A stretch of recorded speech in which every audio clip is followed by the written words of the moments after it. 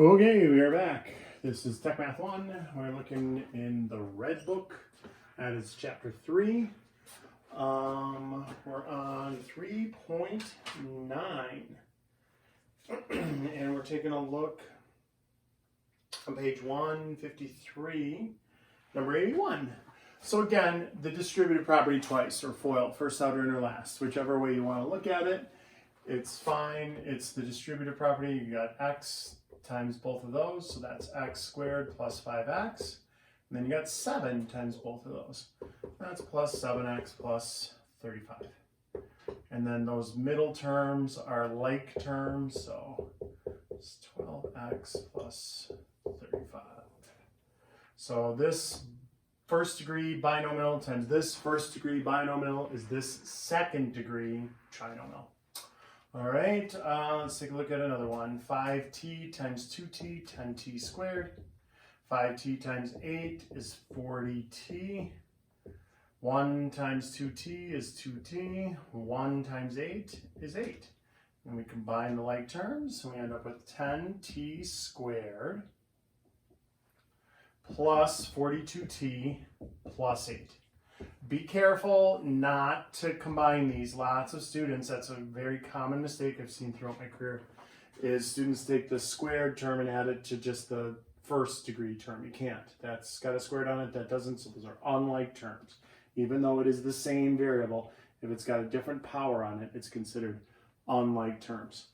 All right, let's jump to 88 on page 155. And so this one, talk about unlike terms, CP minus CQ plus DP minus DQ. And not one of those are like terms, so that's it. You can't combine anything on that one. This looks like it's going to be the same thing. We got 10AC, we got 6AD, we got negative 5CB, and we've got negative 3DB. All right. And that's it. All of them are unlike terms. So you just leave it like that. All right, let's look at 310. That is, they say multiplying the sum and difference of two terms. That actually has a name. Those are called conjugates. They're not opposites, and I'll explain when I write it down here. The reason that they're not opposites is because only one sign is changed. And so it is called a conjugate. We are going to be multiplying binomial conjugates. Big fancy word, huh? So 310. We're just going to do number 92 on there. And there's two examples. They got t plus 9, t minus 9. So notice they're not opposite. To be opposite, it would have to be negative t minus 9. Only it just changed the sign on just the number, not on the variable. And then they also have v plus 1 and v minus 1. These are called conjugates, and the reason they are, because watch what happens. We get t squared minus 9t plus 9t minus 81, and then this minus 9t and plus 9t, those cancel each other out. So we end up with t squared minus 81. V squared minus 1v plus 1v minus 1. Those cancel out. V squared minus 1. So when you multiply conjugates, the middle term will always cancel away no matter what. All right. Let's take a look at 11 on 159, 101. And I got to be careful with these also. Again, I'm going to suggest a strategy. It's a tiny little bit more work, but if you don't get it wrong, I think it's worth a little bit more work. So 311 is m minus 2 quantity squared. We're looking at 101. And 3y minus 4 quantity squared. And so this is not the same as when we had this, where it was like 5x squared, y to the third squared. And then we said that was 25, and then x4, and then y6. This is different because there's a minus in between it. So what I suggest you do on these, write it out twice. And now it's just the problem from 2 sections ago. You're just doing the distributive property twice. M squared minus 2m. These are not conjugates, they're both minuses, so look, nothing's going to cancel. Those combine to get you negative 4m. Okay? Same with this. Write it out twice. 3y minus 4. 3y minus 4. The book will explain this way that you can, square that, multiply the middle, multiply them and double it, and it's more screwing around. It's another thing to memorize. I think it's easier just to do this twice. 9y squared minus 12y minus 12y. Again, if you don't think so, if you think, no, it's easier to see the pattern and do it that way, have at it. I'm never going to fault you for using a formula, that's fine. But I personally think it's just easier, write out the 2 binomials, multiply them out, and answer. All right? And then the last section on this chapter, second to last, so here, this isn't bad. Dividing monomials. Monomials aren't bad. Dividing binomials, that's a pain. Then we have to do long divide. So we got 2 more sections. We'll do 312 and 313. But that 313 is a real stinker. So let's look at 312 isn't bad. We're just going to take, look at like 112, where they have this 9a to the ay, is that to the third, minus 12 over 3. And so what you do there is you cannot add that and that or subtract it. Those are unlike terms. And it's all over 3. So what we're going to do is we're going to split it up. We're going to write it as 2 different terms. We're going to say this is over 3 minus, like that. And now we can reduce it one at a time. So this 3 goes into 9 3 times, and ay cubed, and 3 goes into 12 4 times. And they're still unlike terms, but we did get a chance to reduce it. Now, for those of you that have skipped ahead to chapter 5, you will have seen a different way of doing this, where you factor out a 3, undistribute it, if you will, 3a to the third minus 4 over 3, and then just cancel the 3's at one shot.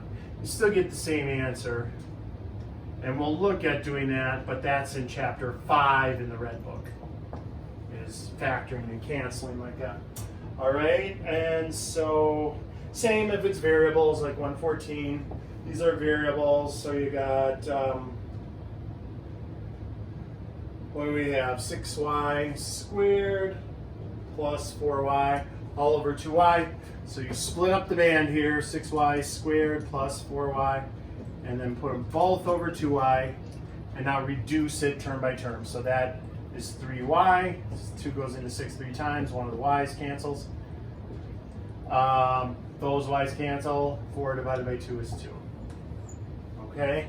And the last one, they've got ax6 minus bx5 minus x4 all over x squared.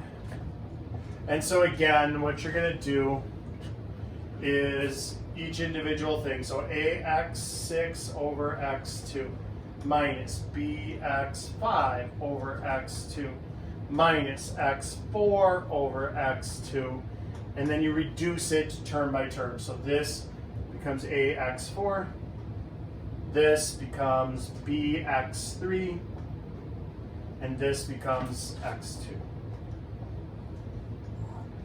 All all right, or x squared. So officially, you don't say the number. I was being lazy. This is read ax to the 4th power minus bx to the 3rd power minus x to the 2nd power. I was just saying ax6. It's actually ax to the 6th power when you read those out loud, just for future reference. All right. Okay, the last one. This one is a bit of a stinker. 313. We are going to long divide. Long divide. So before we jump into this, let's jump into our way back machine and remember how we long divided things. If I was going to take 5 into 347, what I would do is say 5 times what goes into 30, right? And we put a 6 there. We'd say 6 times 5 is 30, and then you would subtract that off. Get 4, bring down the 7. We'd say 5 times what goes into 47 without going over, and that would have been 9, and 45, and then it would have a remainder of 2. Subtract it, and a remainder of 2. And so here's a trick they don't show you, plus the remainder over the divisor. So 69 and 2/5. 69, they most likely, when you learn that, you put a decimal and a 0, and then you said 0.4, 69.4 instead, because they're all about base 10 and showing decimals. All right, so let's take a look. We're only looking at 2 long divide problems. Let's go with 118, so 313, we're doing 313. And it's 118, so they have x squared plus 8x plus 15 divided by x plus 3. So what you want to do, x plus 3, write it out like a long divide problem. Now, why can't I just write it and cancel like I did last time? It's not a monomial, it's a binomial. So when there's a binomial, it's a different set of rules. So we have to long divide. So x squared plus 8x plus 15. We are going to mimic this. So now look, I only focus on the first term. So x, the lead coefficient is x, 1x. And the lead term here is x squared. I want to multiply something by x to get x squared. If this does throw you off, if you're like, I don't know, I can't think, you take that, write it down, you take that, write it underneath, reduce it, that'll be the number, that'll be what you put up here. All right, so that's x. X times x gives me x squared. You write it down just like we did there, do the distributive property, so x squared plus 3x. Now, what did we do? We subtracted the 30. What are we going to do here? We're going to subtract a binomial. So to subtract a binomial, we have to distribute the negative to both of those terms. So that minus that, those die, they should always cancel off. You're doing it right if the first term always cancels away. If the first term doesn't cancel away, you messed it up. 8x minus 3x, that's 5x plus 15. And now we start again. We ask ourselves, what do I multiply x by? So it's exactly 5x. Again, if you're running a blank, just go off to the side here, pull that leading term out, and actually do the division. That's 5. So it's plus 5. 5 times x plus 3. You do the distributive property, you get 5x plus 15. And now remember, we subtract both of them off. So that goes away like it's supposed to. Oh, that goes away too. Perfect. So there is no remainder. Had that been a remainder, if there would have been 7 there, we would just say plus 7 over x plus 3. And that would be our answer. But since it went evenly, this is our answer. That is the quotient. Let's look at one more that doesn't work out so pretty. 122. So they already have it set up for us. T minus 2 into t squared plus 5t minus 1? Minus 1. All right, so here we go again. Same exact thing, all right, and I'm not going to write this off to the side this time. I multiply t by what to get t squared? That answer is t. So t times t minus 2. We do the distributive property. We get t squared minus 2t. And now again, remember to change both the signs. All my years of teaching, it's always this second number that throws people off. Everybody remembers to subtract that one off and kill it, but this one often gets overlooked. It's minus a negative, so that becomes a plus. Whenever I change it to a plus, I make it a big long plus like that so you know you changed it if you look back at your work later. All right, so here we are. This gone, this 7t, bring down the minus 1. And now, t times what gives me 7t? Well, that would be a 7. We'll say plus 7. 7 times t minus 2.